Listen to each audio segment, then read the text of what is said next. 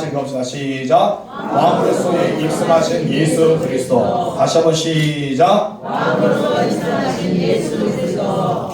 오늘은 정료주일로 예루살렘 입성하신 예수님을 찬양하면서 그것을 기념하는 예배를 드리고 있습니다. 우리 예수님께서 나귀 새끼를 타고 예루살렘 입성에 대해서는 크게 의미를 가지고 있는데 오늘은 그 의미에 대해서 우리가 함께 나누기를 소망합니다.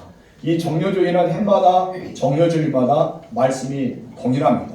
그리고 늘 표현이 동일합니다. 그래서 많은 사람들은 오랫동안 신앙생활하면 야 오늘은 어떤 설교를 할 것 같다라는 느낌으로 앉아있는 분들이 많아요. 그래서 대부분 정료주일, 부활절, 매출절, 추수절은 비슷하게 성탄절까지 비슷하게 흐름이 가는 것을 볼 때 여러분께서 말씀을 좀 집중하기보다 이렇게 자세가 틀어질 때도 있지만은 오늘 여기서 새로운 말씀을 듣는다고 생각하면서 집중해 주시기 바랍니다. 오늘 예수님께서 나귀를 타고 예루살렘에 입성하셨죠. 그래서 그것을 가리켜 무엇이 한다? 정료주일이다. 왜 정료주일을 했을까요? 예수님이 입성한 것을 기념하기도 하지만은 여러분 정료나무 가지를 흔들었기 때문에 그 정료나무 가지를 길에 폈기 때문에 정료주일이라고 합니다. 근데 여러분 이 정료나무는요 예루살렘에는 없어요.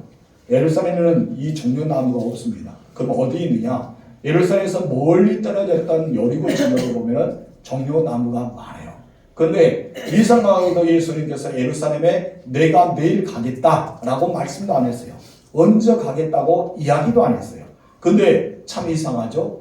정료나무의 가지가 없는 그곳에 여러분 모든 사람이 손에 정료나무 가지를 들고 있다는 거예요. 그리고 길에도 폈다는 겁니다. 신기하지 않아요? 누가 하셨을까요? 하나님이 하셨습니다. 이 모든 것을 하나님이 하시는 그 놀라운 축복이 있습니다.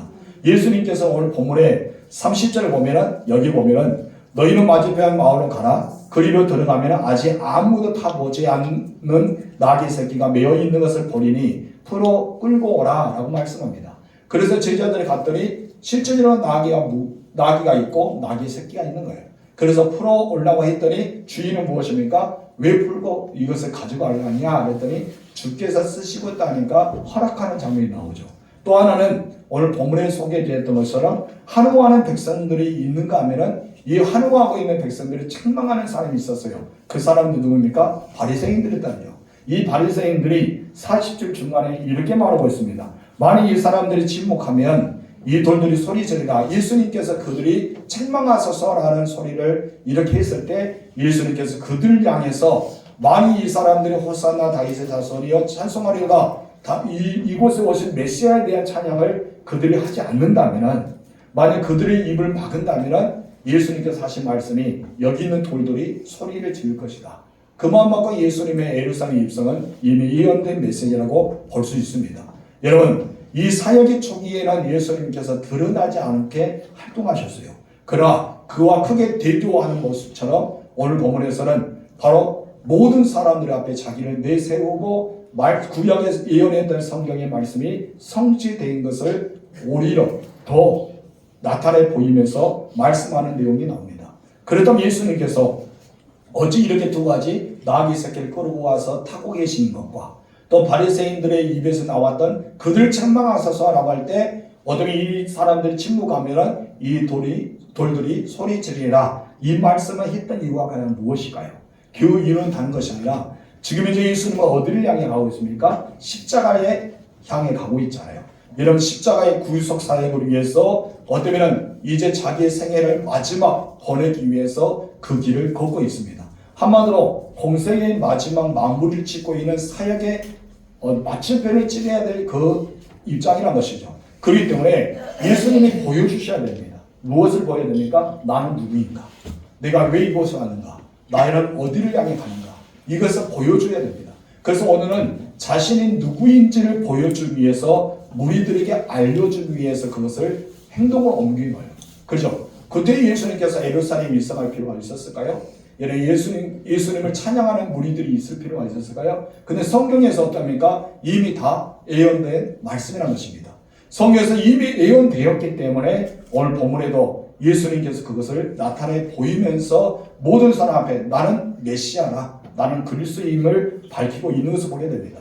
우리는 오늘 본문에서 예수님 우리에게 무엇을 계시하셨는지, 우리 세 가지의 계시를 말씀하셨는데 거기에 대해서 우리가 함께 나누겠습니다. 첫 번째 다 같이 읽읍시다. 시작. 만왕의 왕임을 계시하셨다. 여러분 만왕의 왕을 계시하셨다는 거, 알리셨다는 거죠. 그래 보이셨다는 것을 보입니다. 예수님께서 친히 나귀 새끼를 타시고 예루살렘에 입성할 때 백성들이 환호를 지릅니다. 38절 읽겠습니다. 찬송하리라 주의 이름으로 오시는 왕이여 하늘에는 평화요 가장 높은 곳에는 영광이로다. 여러분 이 말은 어디서 많이 들어봤죠? 예수님이 태어날 때 여러분 목자들이 양을 밤에 지키고 있었어요.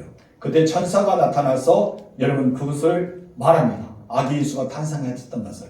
그리고 나서 이제 허다한 천공한 천사가 이런 고백을 하죠. 하늘에는 평화요. 그리고 이 땅에는 가장 높은 곳에는 영광이요. 이 땅에는 평화다. 이 말을 찬양을 했던 것을 보게 되죠. 그런데 동일하게 그것을 사람들이 천사들이 아니라 사람들의 입을 통해서 나타나는 것은 바로 찬송하리라 주의 이름으로 오시는 왕이요. 왕이라고 표현한 거예요. 이런 왕이라고 표현합니다. 왕은 누굽니까? 하나님. 바로 당신은 그리스도입니다. 당신은 메시아입니다. 당신은 우리의 왕입니다. 라고 표현합니다. 하늘에는 무엇이다? 평화요. 가장 높은 곳에는 영광이다. 라고 말씀하고 있는 것을 보게 되죠. 예수님이 예루살렘에 입성한 것은 곧 자신이 유대인의 왕, 이 유대인의 왕을 알리기 위해서라고 우리는 볼 수가 있습니다.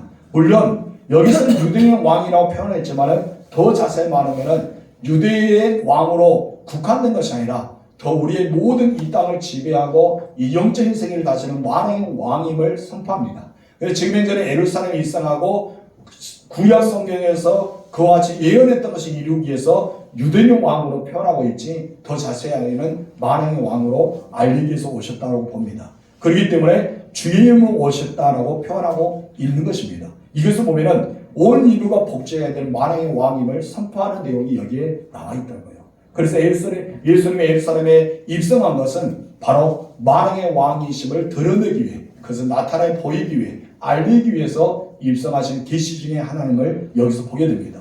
예수님도 마태복음 16장 28절에서 자신의 왕임을 선포하신 적이 있습니다. 읽어볼까요? 여기서 있는 사람 중에 죽기 전에 인자가 그 왕권을 가지고 오는 것을 볼 자들도 있느니라. 예수님이 이 땅에 오실 때 무엇을 가지고?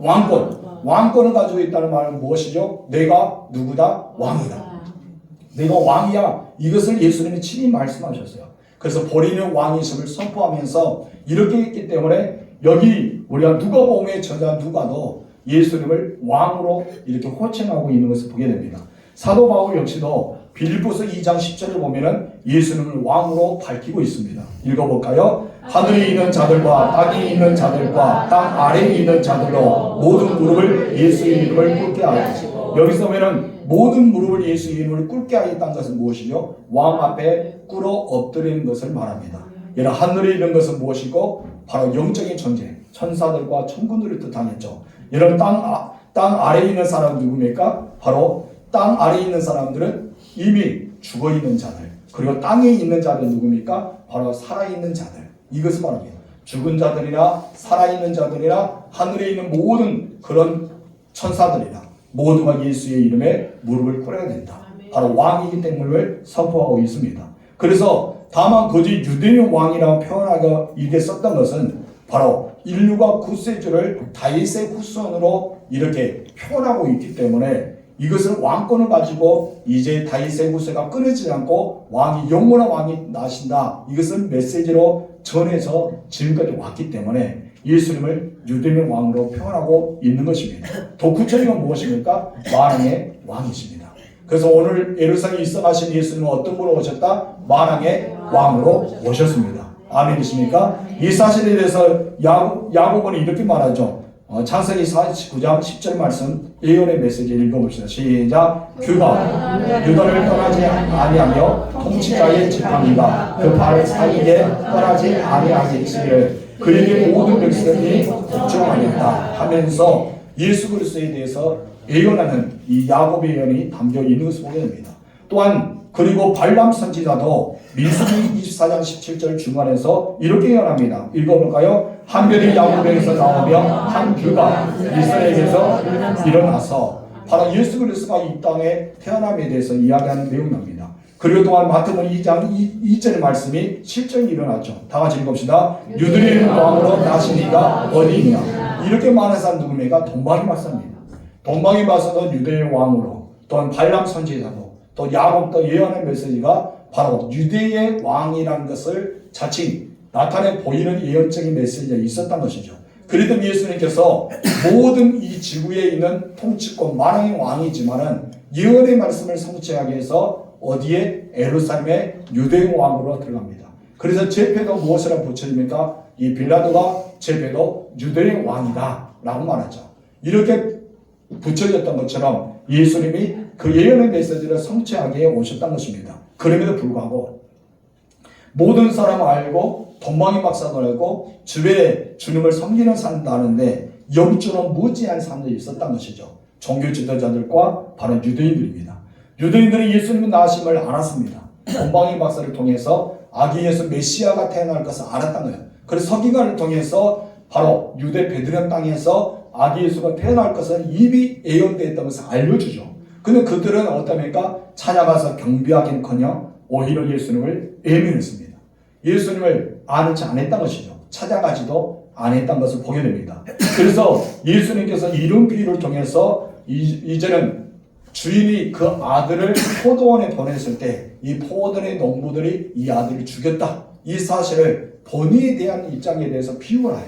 그래서 하나님께서 이 아들을 보냈잖아. 어디로? 유대 땅에. 그런 유대의 모든 지도자들은 어떻게 했다? 예수님을 죽였다. 자기들의 이 땅에서 누리고 있는 것을 얻기 위해서 예수님을 죽였다는 모습을 표현하면서 누가복음 20장 13절에 15절에 이렇게 말하고 있습니다. 읽어볼까요? 내 사랑하는 아들을 보내니 그들고 그들을 전대하리라 하였더니 농부들이 그를 보고 서로 의논하여 이르되 이는 상속자니 죽이고 그 유사를 우리의 것으로 만들자 하고 포도원 밖에 내쫓아 죽였느니라. 포도원 밖에 내쫓아 죽였던 것처럼 예수님은 예루살렘 밖에 골고다에서 십자가로 죽었습니다.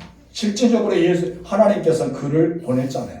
그리고 관리하는 모든 대제사장과 서기관과 바리새인 사두개인들이 이걸 보고 예수님을 어디입니까? 죽인 것과 같다는 것을 보여줍니다. 그래서 예수님은 미리 자기의 죽음에 대한 것을 이렇게 포도원 농부의 비유를 통해서 우리에게 말씀하셨다는 것을 보게 됩니다.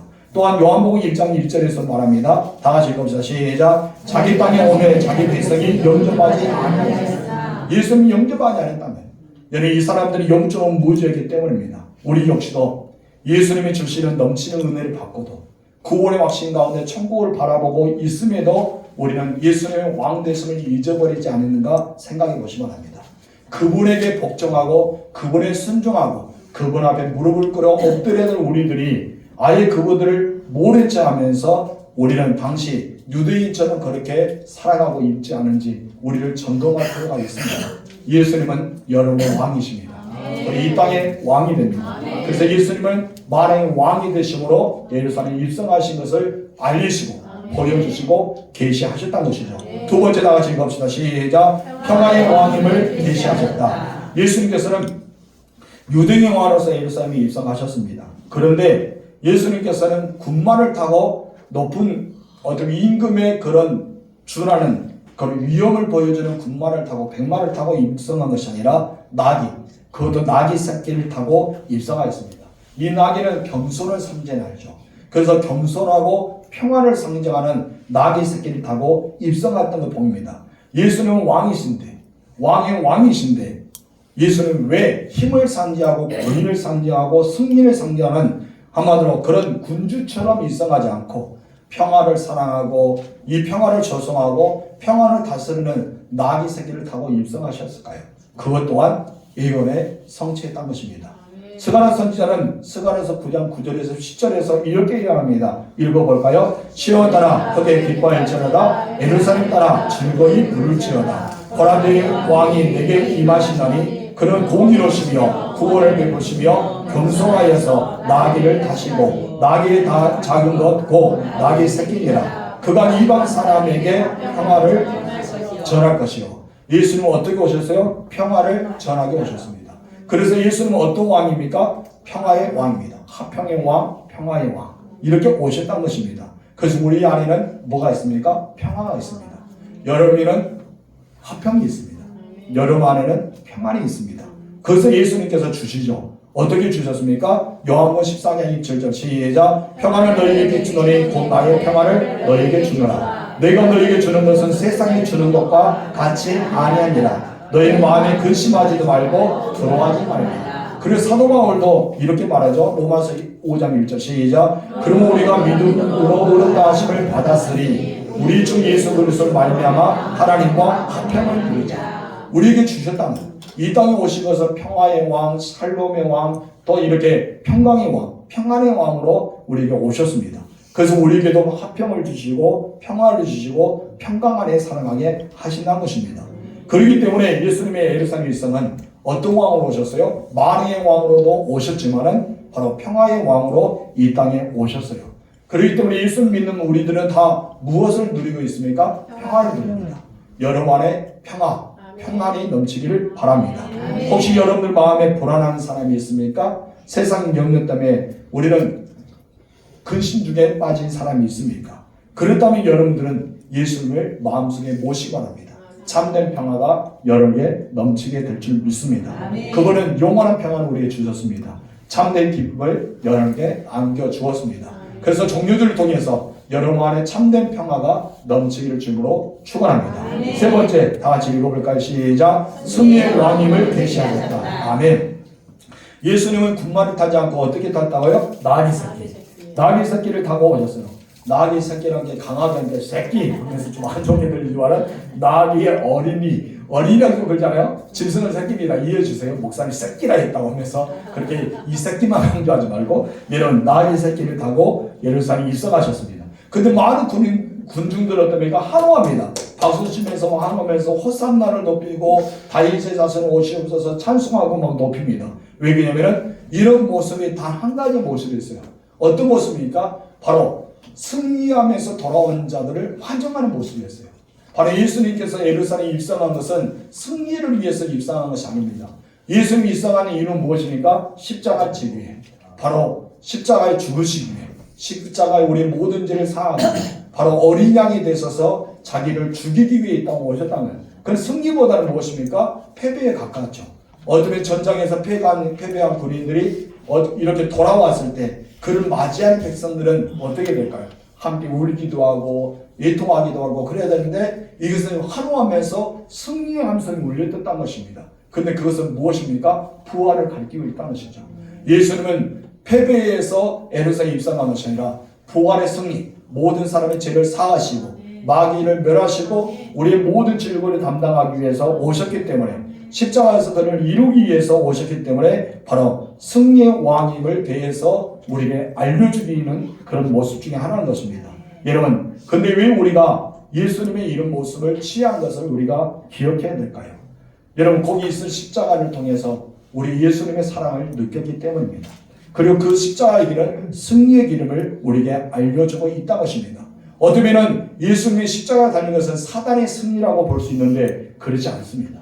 바로 예수님의 승리입니다. 이에 대해서 히브리서 기자는 히브리서 12장 2절에서 승리의 계가를 이렇게 불리고 있거든요. 다 같이 읽읍시다. 시작. 믿음의 주여 또 능하게 하시는 이 예수를 감사하다. 그는 가운데 있는 기쁨을 위하여 십자가를 참사 부끄러움을 베이지 아니하시더니 하나님보다 우편에 앉으셨느니라. 아멘. 예수는 어떻게 해서 부끄러워하지 않았다. 십자가를 부끄러워하지 않고 오히려 십자가를 참으시고 어떻게 보면 이 십자가를 승리했기 때문에 하나님 보좌 우편에 앉으셨다고 합니다. 예수님은 십자가의 순환을 피하지 않으셨습니다. 그리고 그것을 뒤로 하지 않았습니다. 다 감당하셨습니다. 그리고 이겨내셨습니다. 사단의 공격도 이겨내셨습니다. 그리고 창세기는 이미 그것을 예언했거든요. 3장 15절 볼까요? 승리의 예언입니다. 다 같이 시작. 내가 너로 여자와 원수가 되게 하고 내 후손은 여자의 후손과 원수가 되게 하리니 여자의 후손은 내 머리를 상하게 할 것이요 너는 그의 발꿈치를 상하게 할 것이니라. 아멘. 이 말씀의 상징이 무엇이냐면 예루살렘 입성을 통해 승리하신 예수 그리스도의 모습을 보여주고 있습니다. 여러분 보세요. 죽음을 눈앞에 있는 사람이 당당할 수 있는 사람이 얼마나 될까요? 여러분 죽음이 눈앞에 있는데 그것을 환호하면서 살아가는 백성들이 얼마나 있을까요? 근데 예수님은요, 승리를 이끄는 것처럼 죽음의 눈앞에서도 당당하게 예루살렘에 입성하셨습니다. 겸손한 왕 그리고 평화의 왕을 상징하는 나귀 새끼를 타고 그곳에 당당하게 입성하신 모습이 여기에 담겨 있습니다.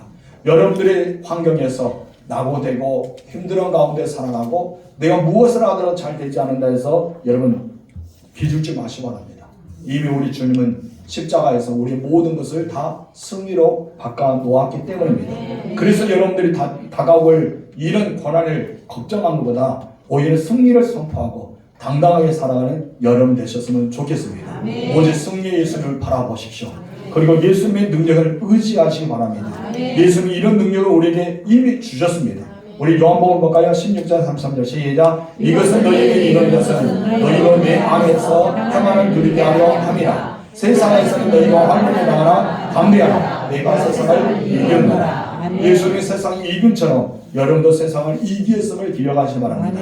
정료주를 통해서 예수님 안에 진정한 만왕의 왕이심을 선포하시고 감소와 평화의 상징이신 나귀 새끼 타고 평화의 왕으로 입성하셨고 승리 십자가의 승리로 우리에게 승리를 안겨주시는 승리의 왕으로 있었다는 사실을 계시하고 계심을 기억하셔서 여러분 정료주를 생각할 때보다 세 가지 생각하면 좋겠습니다. 만왕의 왕으로 오셨다. 평화의 왕으로 오셨다. 승리의 왕으로 오셨다. 그분이 누구다? 내가 믿는 예수 그리스도이시다. 그 왕을 찬양하는 이 정료주이 되기를 주님으로 축원합니다. 그래서 여러분의 입술에서 호산나가 외쳐야 돼요. 그래서 호산나를 외치면서 찬양하시길 바랍니다. 기도하겠습니다. 하나님 아버지 감사합니다. 정료주를 통해서 우리가 예수님이